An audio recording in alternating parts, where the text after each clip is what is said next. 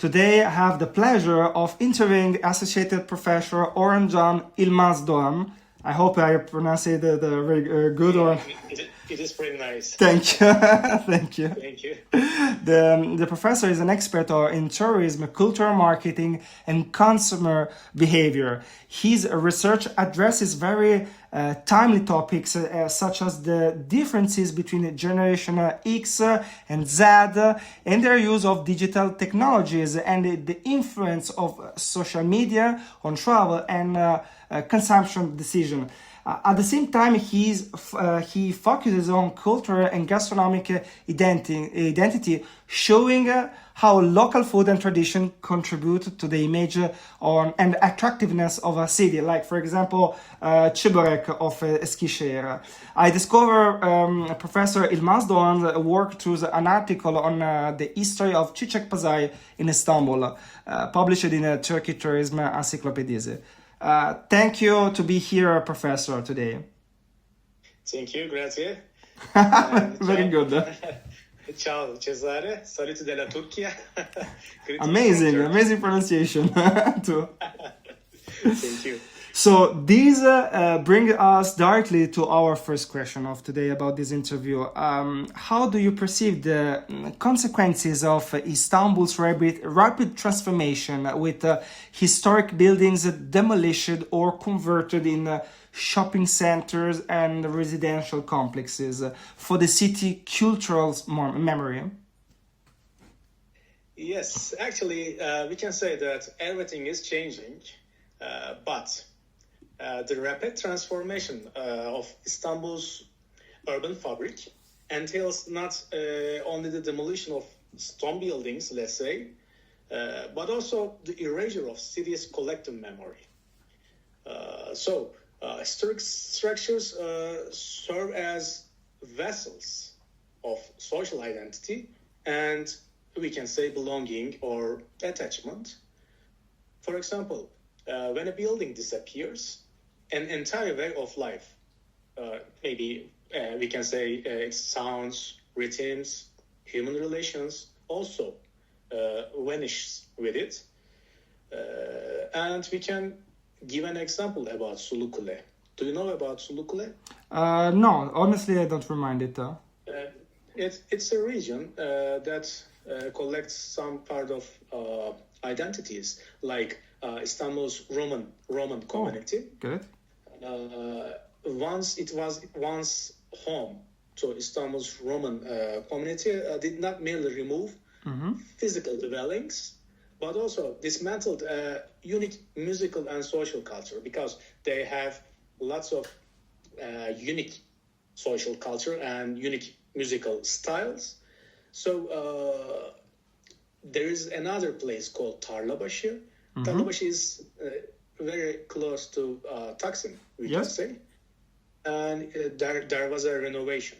And the renovation of Tarlabaşı actually erased the architectural traces of the city's Greek and Armenian heritage. And as a result, we can say Istanbul, we can say risks losing its continuity and transforming from a living cultural organism into a meaningless collection of spaces.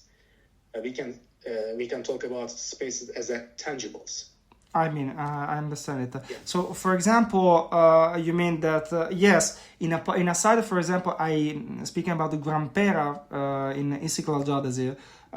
Yes, it's now is a very important, and also we can Istanbul can earn a lot with a lot of tourists there, bar, restaurant. There is also other shops. So, but in the same time, that place it was in the past it was another history, another total image. So yes, for the money, for the tourist is fine in a side, but in another side, as you're saying now, Istanbul is losing his identity in a kind of way, right? Yes, we can say that. It is there are lots of points that we can call it negative sides, negative parts, but also there are some positive points too. I can give an example about change in Istanbul. Isn't always negative, and some examples combine historical texture with a contemporary vision. For example, Galata Port, Yes. Galata Port in Karaköy, yeah. Karaköy Port, which remained closed for many years, was redesigned with a major coastal transformation project starting to around 2010s. And the historic post office building has been restored to its original state and proposed as a cultural center. And also they built a museum called Istanbul Modern. Yes. And also the pedestrian-oriented waterfront development has enhanced the quality of public space for both tourism and urban living. But we need to underline that there is a criticism also. While its commercial aspects are dominant, it is still considered a balanced blend of modern architecture and historical fabric. We can all good things, but we can see commercial priorities on the focus. It's not a good thing, actually, about sustainability and the other aspects. Oh, I can imagine. For example, I remember that it was a wonderful promenade, but I'm not sure that locals, they leave a lot Galata Port or just more tourist. It is really touristic, and cruises are coming that way. And actually, it's a global problem, we can say, because when touristic centers came into the position of destinations, Yes.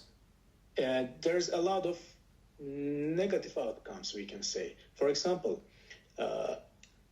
we can say it's luxury brands coming there, but locals cannot stay as locals. So maybe they have to go to other places of the cities that they can pay their rents, because especially when a region becomes touristic, it means that there is cost problems, we can say. They cannot afford that prices anymore. Also, an Airbnb and the other rental options make it hard to live even for locals. For example, I was in Athens in January in this year, and there was a sign states that Airbnb cool homeless locals. Yes, that's true. We have the same problem in Florence, in Italy, and also in Venice. That now a lot of locals, they are starting to leave the city because there are too many apartments renting for the tourism, and it's too much expensive everything. And now people leave the cities. But this is exactly the point that connected to another question. That I'm really interesting. For example, in Italy, we have still, unfortunately, a lot of stereotypes about Turkey. Yes, we came often now to the city, not just in Istanbul, in Izmir, or just to the seas, Bodrum, Antalya, but every time for many Italians, they have a lot of stereotypes and ideas not exactly clear and correct about the country. I want to ask you, why, for example, just now in the last 10, 15 years, Turkey started to sell itself as like a kind of a soft power, so to sell his image of a touristic place, that there are all the services, that is interesting, that have a culture of gastronomic culture, not just beautiful beaches or sea, but they have you have more. Just why that just now and not in the past? And that's make it also the tourism so slowly coming to you, and also these kind of images are still stereotypes. I can say as a short answer, capitalism. Okay. And and also the rapid money cash. It's not sustainable, but priority is gaining money faster and faster. We can say the concept of what people needs, we can ask it, and there's a lot of maybe answers, but we can summarize the people needs as more and more. Yes. Yeah, That's true. There was a brand called More and More. What people needs is more and more. So the governments, the suppliers, the hotels want to gain more. For example, even in Venice, Yes. There's an academician. His name is Doxy. Doxy has a irritation model. He says that people first stages of the tourism support tourism. Firstly, he means locals, but in time, if they cannot gain a profit about tourism, they stop supporting tourism, and also they start to hate tourists. Yes, like in Barcelona. Like in Barcelona, like in Venice, and like any other popular destination, and it's really a big threat in the future of every popular destinations, because there's a we can say Instagram is a leading role in tourist motivations, and people want to show that they were there. Okay, just show. Yeah, just show. We call it conspicuous consumption, because they want to show, but they don't feel, they don't seize, they don't live the moment. So it's a really problem because it makes it inorganic. I mean, it's like a kind of in Italian. I have the word in Italian is a bulimia, but I don't know if it's in English. Is the same when you eat a very lot and you don't feel the taste, and then you throw up. Also, it's like a kind of disease. So I think it's this. It's like a kind of bulimia of overeating of a city, but you don't taste nothing, you don't understand nothing where you are and the people where they are, and just you just leave and say and then you are drunk in a kind of way of information, of stimulus also from the city. Yes, but also my question was this: I don't understand why, for example, Turkey have a extraordinary heritage, and this is one of the points also that make a stimuli of my engagement in the page of Tule Podcast, to push and to let know Italians your culture, because it is extraordinary. I don't understand like history, food, every tradition also, and I don't understand for example, even Turkish people don't try to sell themselves, like not just in a economic way, but in a cultural way, to say, guys, we have these. We are not just I don't know, boardroom or just beautiful seas or stereotypes about mosques or other bad stereotypes. In Italy, we often think that Turkish people are Arabs, for example, and it's totally completely not true. And offensive also, so, really often in a kind of a way. So why you guys in a kind of way, you don't sell your image in this way, to invite people not just to see Istanbul or to spend money in Istanbul or in other top places in Turkey, but to really understand your country? Actually, Turkey has some good and some bad examples about in this topic. Let's say, actually, it started to try to market its culture in last decades. For example, some popular destinations like Istanbul, Bodrum, Antalya, for example, Cappadocia, start to play a leading role about tourists, and it is really a unique destination, unique characteristics. Yes. And firstly, Turkish people was popular with their culture about hospitality because they are very kind to other people from other nations. But in the last decades, when money play a leading role in the motivations, it became corrupt, we can say, because people try to gain money from tourists and didn't want to share their culture, didn't want to make it sustainable, but money was the first motivation of their behavior. So it's problematic because when you lose, how can we say, the economic beneficially, when you are strong, you don't need to prioritize the money. Okay. But in last case, thanks to inflation and the other stuff, the Turkish people getting problematic in economic way. So they try to prioritize the money in the last decade, I can say, especially after the pandemic.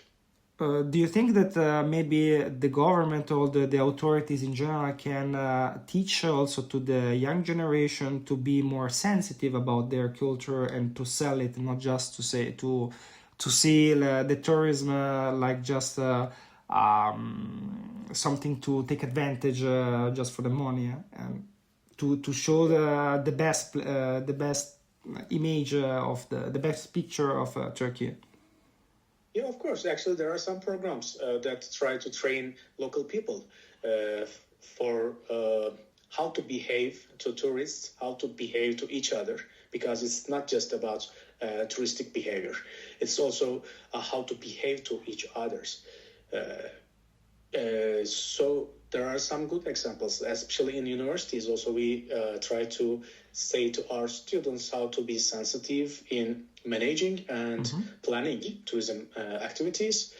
But it's still not enough because there should be a wider planning. We have now some DMO called TGA, Tourism Development Agency, but it's actually newly developed. It is under the Cultural and Tourism Ministry, but the efforts are still away from the being realistic, because there are some efforts, but it's still not enough. Okay. Let's make just a step back to Istanbul. From me, I came to Istanbul very, very often and regularly, I can say, in a kind of way.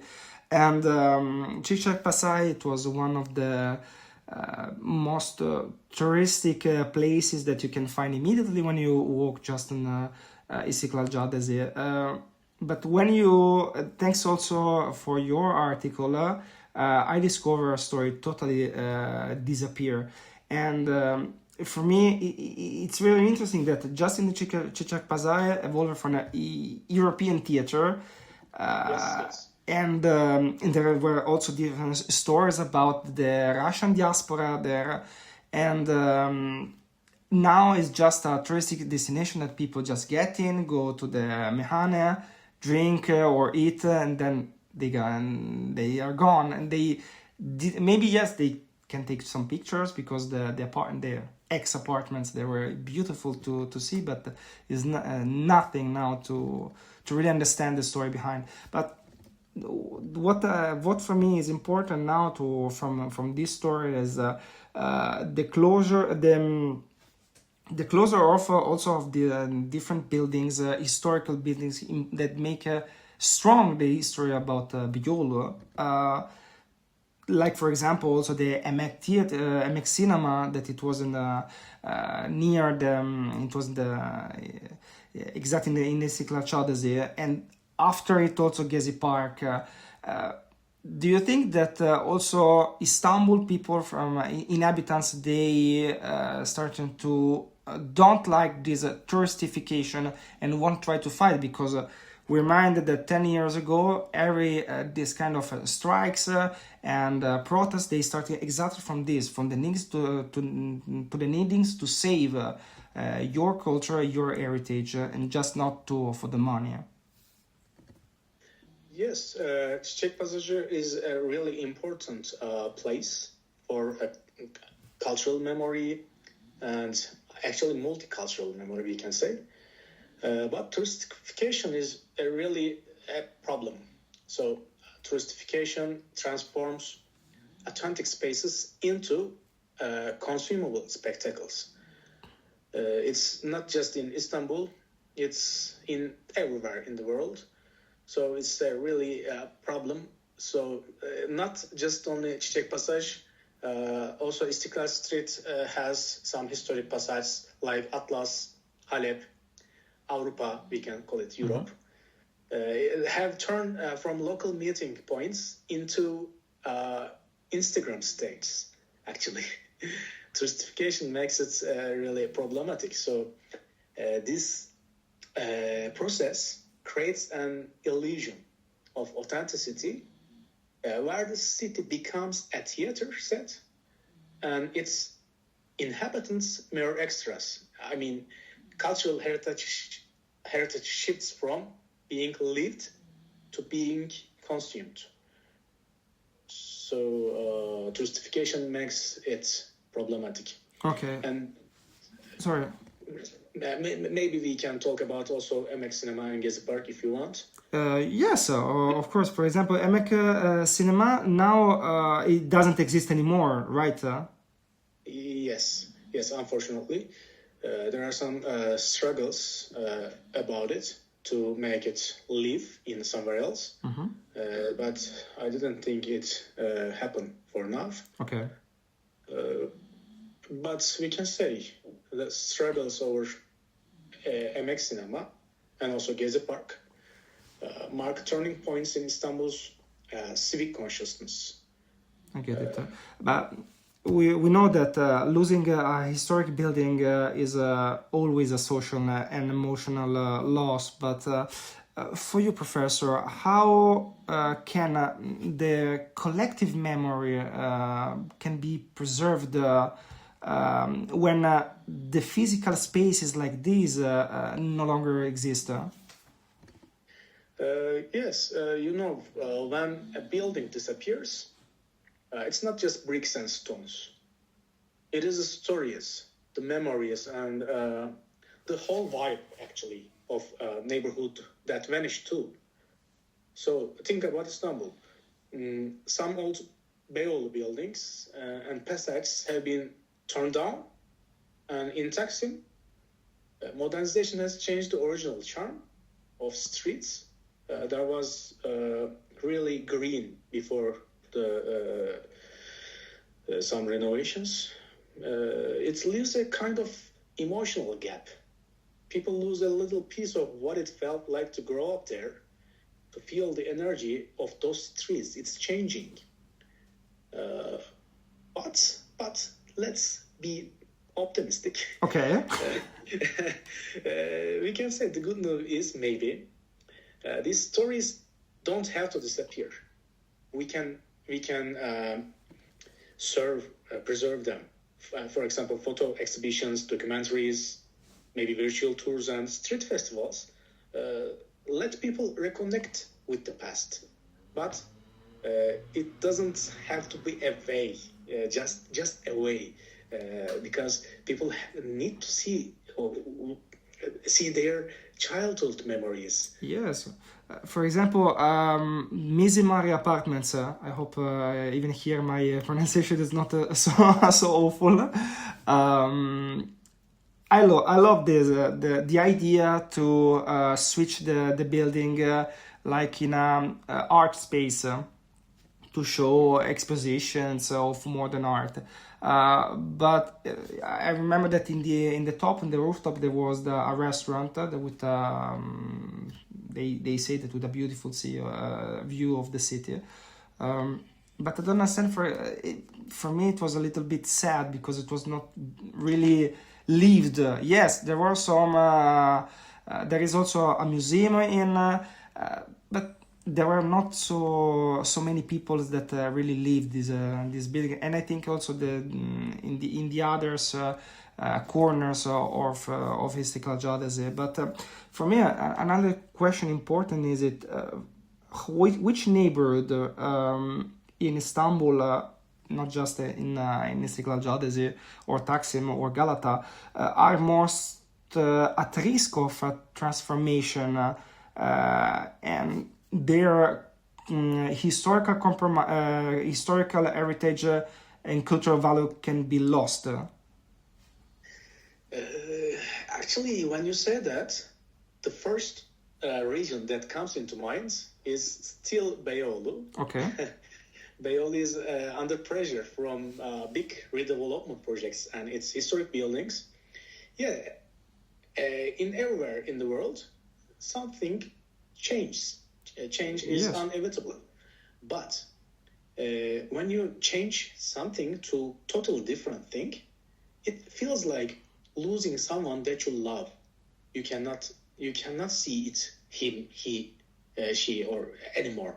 So Taksim, for example, is changing too with tourists and commercial investments, reshaping old cafes, passages, and street life. Even the tourists changing. In visiting the Taksim, there was mostly European tourists previously, for example, 20 years ago, 10 years ago. But now Taksim was so Arabic. Taksim is so Arabic. And you can see a lot of people that make hair transplantation. Yes. Actually, there is a funny commercial about Turkish Airlines. They call it Turkish Hairlines. Yes. So everything is changing. Even tourist looks is changing. But in every region, if you cannot protect it, I mean culturally, socially, and physically, every region is under threat. For example, in Karaköy, modern cafes and boutiques are putting traditional shops and fishermen under stress, for example. Or Kadıköy's waterfront, old factories turning into residents threaten the neighborhood's character. And in Kuzguncuk, rising rents and more tourists are putting historic mansions and residents under pressure also. I mean, every neighborhood has its own rhythm and character, and all of them need protection to keep what makes them special alive, because every region has unique characteristics. If you cannot preserve it, you can lose it, and it turns into a fake plastic trees, like a Radiohead song. I don't know if you know it. No, honestly not. There's a song called Fake Plastic Trees. It's like a huge fake forest. Okay. With fake plastic trees. You turn everything to similar and make it like a plastic. Okay. So you should preserve the culture and uniqueness. It's a must. Do you have some expectation for the future from your country to change this journey on showing also the best part of itself, or you think that the direction it will be just to make business and understand tourism is just like a business? Actually, from now, the perspective mostly focus on the tourism as a business, as a capital thing, like making money. But there's some good examples too, because some people try to protect the Istanbul's memory, Istanbul's structure, Istanbul's culture. So there are lots of beautiful startups or efforts, we can say, or collaborations I want to be optimistic about future, but there are some threats that makes it harder to be optimistic. But we can say it in balance. There is something that we can be optimistic, and there are lots of facts about we cannot be optimistic. Inshallah. We can say we shouldn't make it to inshallah because inshallah is like waiting everything from the God. Okay, sorry. But we have to prepare it. We have to plan. Okay, and put more engagement. Then we can say inshallah. Okay, fine. Professor, thank you for your time, and it was really interesting interview for today. And hope also the audience of the page will make also questions directly in the video. In this way, you can also answer them if they have more curiosity to discover. Because, for example, I wanna suggest all the audience to read your articles that are published in academia, for example, and which one about Çeburek and Eskişehir. It was very interesting, so congratulations. Thank you so much again for your time, Professor. Thank you very much. If you will come to Turkey again, maybe you can have a time to visit Eskişehir too. It will be a big pleasure. I will be your local guide. Thank you so much. Make you taste the çeburek. Teşekkürler. In a good place. Thank you so much.